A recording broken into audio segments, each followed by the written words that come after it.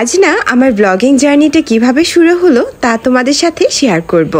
আসলে কোনো একটা জিনিস শুরু করার আগের তো ছোট হোক বড় হোক একটা গল্প থাকে, তেমনই আমার খুব ছোট্ট একটা গল্প আছে।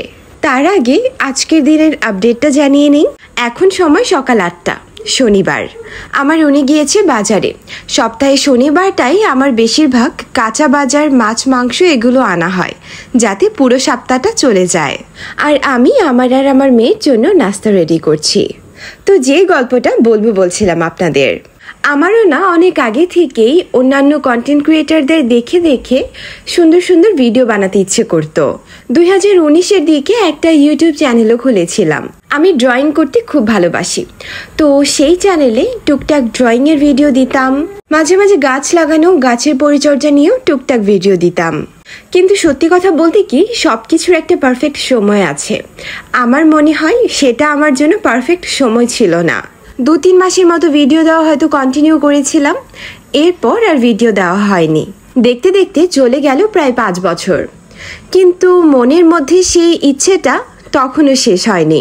মাথায় ছিল যে কখনো করব, কিন্তু সেই কখনো সময়টা একেবারে আসছিল না। এই 5 বছরে কিন্তু আমার জীবনে আরো অনেকগুলো চেঞ্জ এসেছে। তখন থাকতাম আমি আমার শ্বশুর বাড়িতে, কিন্তু 2023-এর সেপ্টেম্বরে আমরা চলে আসি এই বাসায়। তখন আমি আমার ছেলেকে নিয়ে 6 মাসের প্রেগনেন্ট।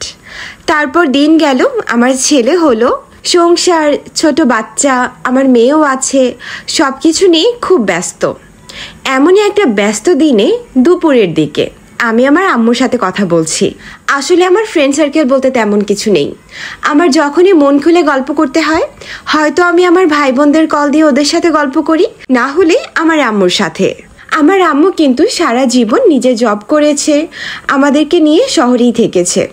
বাট এই কোভিডের টাইমে যখন মানুষের জীবনে অনেক বড় বড় চেঞ্জ এসেছে, তখন আমাদের জীবনেও একটা চেঞ্জ এসেছে যেটা আমাদের আসলে খুব লাইফ চেঞ্জিং ছিল। তা হলো সপরিবারে আমার দাদু বাড়িতে শিফট হওয়া। আমাদের বাড়িতে যাওয়ার পর সেখানে আম্মুর মতো আম্মুর জগৎটাকে আবার গুছিয়ে নিয়েছে। অনেক রকমের গাছ লাগিয়েছে, সবজি গাছ, ফল গাছ, হাঁস মুরগি, অনেক কিছু পালে। তো র্যান্ডামলি আমি আম্মুকে বলছিলাম, আম্মু তুমি যদি ব্লগিং করতে না তাহলে অনেক ভালো হতো, কারণ আমাদের বাড়িটা এত সুন্দর। তারপর আম্মু ছাদ বাগান করছিল। আমাদের বাড়ির আশেপাশের জায়গাটা অনেক সুন্দর। যারা আমার বাবার বাড়ির ভিডিওগুলো দেখেছেন তারা তা তো অবশ্যই জানেন। তখন আম্মু বলছিল যে আম্মু যদি কখনো একটা পেজ খোলে তাহলে তার নাম হবে আমার আঙিনা।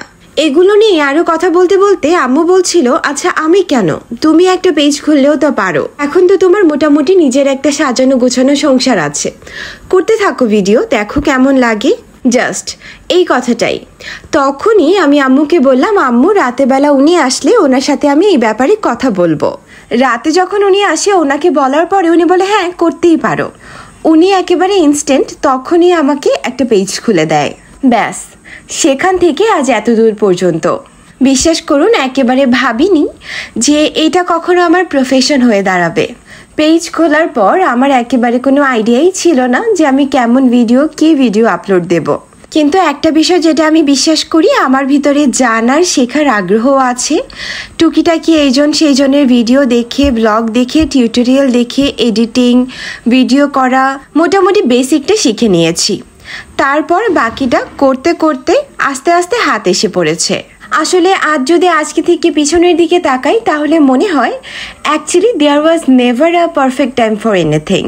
প্রতিটা নতুন জিনিস শুরু করতে আমাদের 2টা জিনিস লাগবে, ধৈর্য আর শেখার ইচ্ছে। হ্যাঁ, আরেকটা জিনিসও লাগবে, তা হলো সাপোর্ট।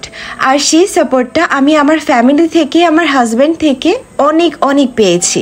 এই তো সেই দিনের হুট করে করা ডিসিশনটা আজ আমাকে এতটা দূর পর্যন্ত নিয়ে এসেছে। আর যারা আমার ভিডিও দেখছেন, আমাকে সাপোর্ট করছেন, আমাকে কমেন্ট করছেন, তাদের কাছে সত্যিই আমি অনেক গ্রেটফুল। স্পেশালি নেহা আপু। একেবারে প্রথম থেকে নেহা আপু আমাকে যতটা সাপোর্ট করে গিয়েছে, যতটা কমপ্লিমেন্ট করে গিয়েছে, আমার মনে হয় না অন্য কেউ এখন পর্যন্ত অতটা করেছে। মানুষটাকে আমি সারা জীবন মনে রাখবো। আসলে অচেনা কাউকেও যে এতটা ভালোবাসা দেওয়া যায় তা আসলে আপুকে দেখেই বোঝা যায়। ভিডিওর শেষে শুধু এতটুকুই বলবো, আমাদের জীবনটা খুব ছোট। যদি কিছু করার হয় তাহলে এখনই শুরু করুন, কারণ রাইট টাইম বলতে কিছু হয় না। আপনি যখন থেকে শুরু করবেন তখন থেকেই আপনার রাইট টাইম শুরু।